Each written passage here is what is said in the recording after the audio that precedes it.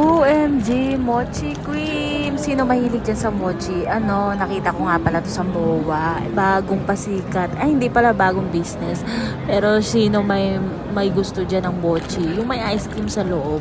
So, nakakita ko. Pero medyo expensive. Alam niyo kung magkano? 100 ang isa. Pero ang dami niyang pagpipilian. Made or Taste of Japan siya. Tingnan nyo naman. Binili ko yung favorite ko. Mint, choco. Kayo ba? Ano bang favorite nyo dyan? Comment down below. So, ayan nga, nilalapang ko na. Nasa gitna pa ako ng store niyan. Pero sobrang tigas in fairness. Parang pwede nyo pang iuwi sa bahay nyo. Hindi siya matutunaw.